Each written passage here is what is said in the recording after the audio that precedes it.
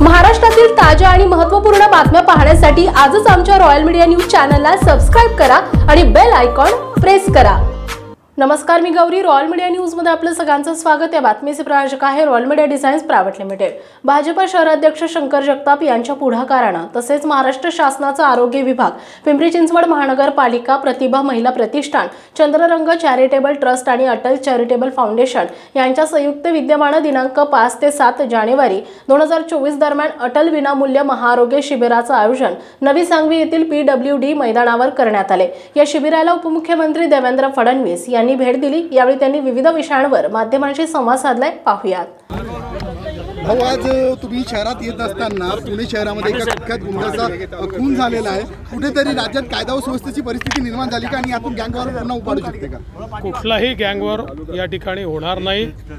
कुख्यात गुंड्याची हत्या त्यांच्याच साथीदाराने त्या ठिकाणी केलेली आहे आणि कुख्यात गुंड कोणी असो त्याचा बंदोबस्तच या शासनामध्ये केला जातो। त्याच्यामुळे अशा प्रकारचा कुठलाही गँगवॉर करण्याची कोणी हिम्मत करणार नाही। भाऊ, आज तुमच्याच पक्षाचे एका आमदारांवर आरोप होता की त्यांनी एका कर्मचाऱ्याला, राष्ट्रवादीच्या पदाधिकाऱ्याला मारहाण केलेली आहे। त्याविषयी आपण काही माहिती घेतली आहे? नाही, मी माहिती घ्यायची। मी रायगडला कार्यक्रमामध्ये होतो, मला काहीतरी उडत माहिती मिळाली, पण माझं अजून तरी त्यांच्याशी बोलणं झालं नाही आहे। मुंबईत परवानगी मिळाली नाही, अजून का मिळाली नाही असा प्रश्न विचारत आहे। प्रोसेस आहे, मिळेल। जेव्हा जे काय असेल त्यांनी मागितली आहे की नाही हे मला माहिती नाही। मागितली असेल तर मिळेल। सत्ताधारी खरं तर लक्ष्मण भाऊंचं स्वप्न होतं, आता मोठा वारसा आहे त्यांचा आणि ते स्वप्न भाजप पूर्ण करणार आहे। लक्ष्मण भाऊंचे सगळे स्वप्न भाजप पूर्ण करेल आणि आता आमची महायुती आहे। महायुतीचा एक धर्म आहे, तो धर्म निभावण्याचं काम आम्ही करणार आहोत। भाऊ, रोहित पवारांच्या याच्यावरती आज रेड पडलेली आहे आणि त्याच्यावरनं पुन्हा एकदा आरोप होत आहेत की त्यांनी एक रॅली काढली आणि त्याच्यानंतर अशा पद्धतीनं त्यांना हे सगळे विनाकारण शहीद होण्याचे प्रकार आहेत, स्वतःला घोषित करण्याचे।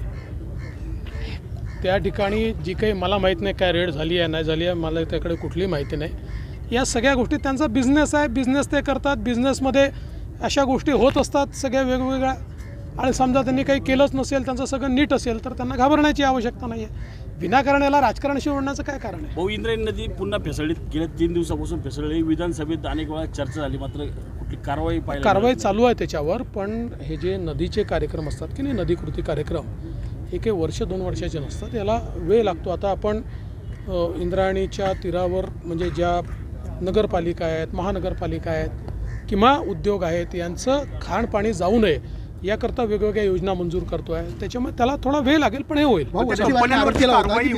TDR घोटाळा झाला, आपण काही माहिती घेतली? वडेट्टीवारांनी काय आरोप केला अद्याप माझ्यापर्यंत पोहोचला नाही आहे। भाऊ, जितेंद्र आव्हाडांनी जे आरोप या ठिकाणी श्रीरामांबद्दल जे बोलले होते आणि परत त्यांनी त्यामध्ये म्हटलं की मी खेद व्यक्त करतो, आधी वक्तव्य करणं आणि परत खेद व्यक्त करतो। असं आहे की जितेंद्र आव्हाडांचं वक्तव्य हे केवळ मूर्खपणाचं वक्तव्य आहे आणि प्रसिद्धी मिळवण्याकरता बदनाम हुए तो क्या हुए, नाम तो हुआ, असं एक हिंदीतलं वाक्य आहे। अशा प्रकारे ते करत असतात, हा एक त्यांचा स्वभाव आहे।